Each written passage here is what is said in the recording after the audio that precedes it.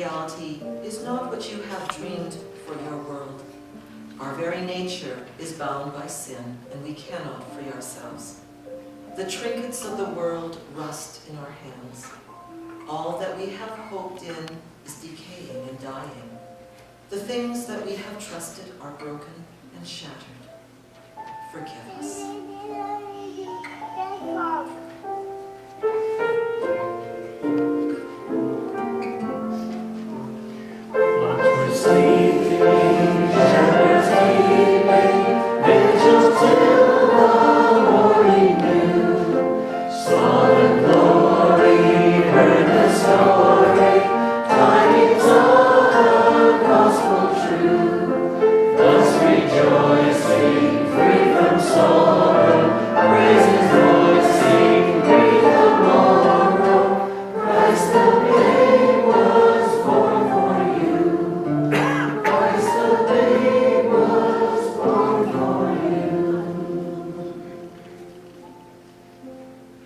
God, we give you thanks and praise for the cross of Christ and the open tomb of resurrection morning.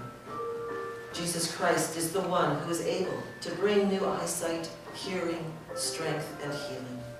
He is the source of abundant life, the one the world is waiting for, the one who has come among us, and the one who will come again. Amen.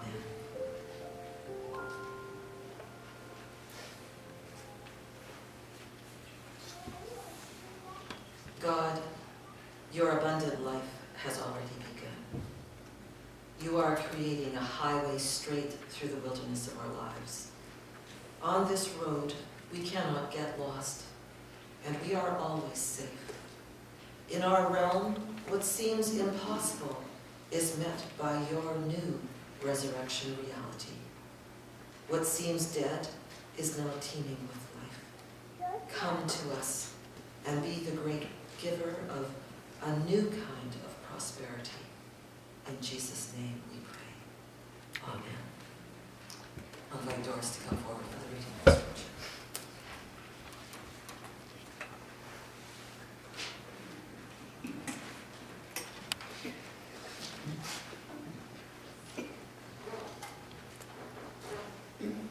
The first scripture is taken from Isaiah 35, verses 1 to 10. The wilderness and the dry land shall be glad. The desert shall rejoice and blossom. Like the crocus it shall blossom abundantly and rejoice with joy and singing. The glory of Lebanon shall be given to it, the majesty of Carmel and Sharon. They shall see the glory of the Lord, the majesty of our God. Strengthen the weak hands and make firm the feeble knees. Say to those who are of a fearful heart, be strong, do not fear. Here is your God. He will come with vengeance, with terrible recompense. He will come and save you. Then the eyes of the blind shall be opened, and the ears of the deaf unstopped. Then the lame shall leap like a deer, and the tongue of the speechless sing for joy. For waters shall break forth in the wilderness, and streams in the desert. The burning sand shall become a pool, and the thirsty ground springs of water. The haunt of jackals shall become a swamp, the grass shall become reeds and rushes. A highway shall be there, and it shall be called the Holy Way. The unclean shall not travel on it, but it shall be for God's people. No traveler, not even fool, shall go astray. No lion shall be there, nor shall any ravenous beast come up on it. They shall not be found there, but the redeemed shall walk there. And the ransom of the Lord shall return and come to Zion with singing. Everlasting joy shall be upon their heads. They shall obtain joy and gladness, and sorrow and sighing shall flee away. Please rise for the gospel as you are able. The gospel is from Matthew 11, verses 2 to 11. When John heard in prison what the Messiah was doing, he sent word by his disciples and said to him, "Are you the one who is to come, or are we to wait for another?" Jesus answered them, "Go and tell John what you hear and see. The blind receive their sight, the lame walk, the lepers are cleansed, the deaf hear, the dead are raised, and the poor have good news brought to them. And blessed is anyone who takes no offense at me." As they went away, Jesus began to speak to the crowds about John. What did you go out into the wilderness to look at? A reed shaken by the wind? What then did you go out to see? Someone dressed in soft robes? Look, those who wear soft robes are in royal palaces. What then did you go out to see? A prophet? Yes, I tell you, and more than a prophet.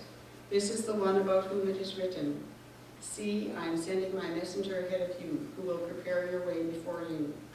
Truly I tell you, among those born of women, no one has arisen greater than John the Baptist. Yet the least in the kingdom of heaven is greater than he. This is the word of the Lord. Thanks be to God. Congregation, please.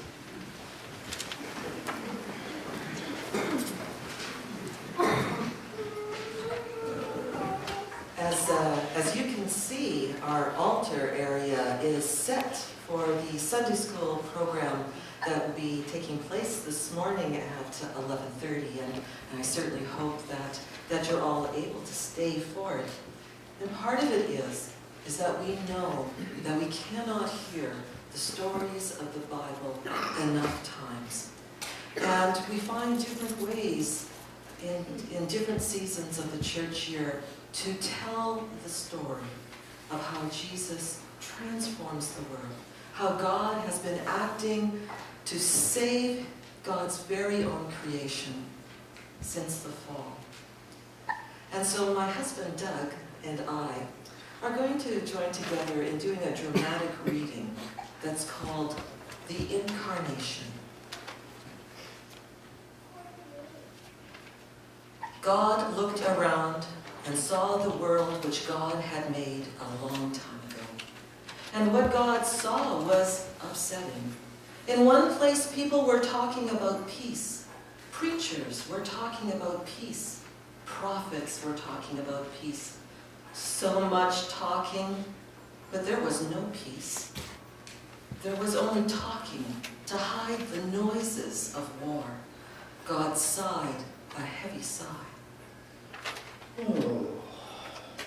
In another place, people were building banks and warehouses, big box stores and sports arenas, building monuments to their own greed, so much building, while the poor became poorer, and the scales of justice were biased to the rich.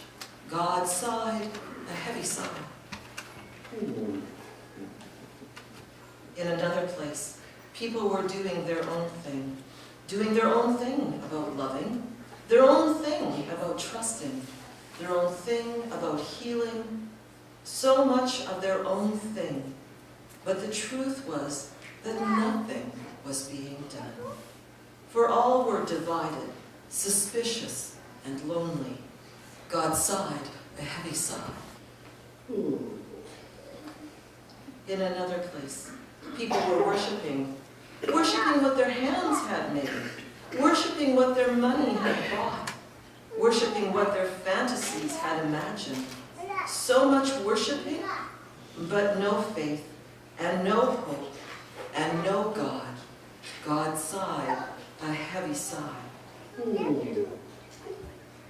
Then God stopped sighing and got angry and said, I'm fed up. There's only one way to answer this mess. I'm going to destroy the world. Then God thought for a minute, and then God began to cry.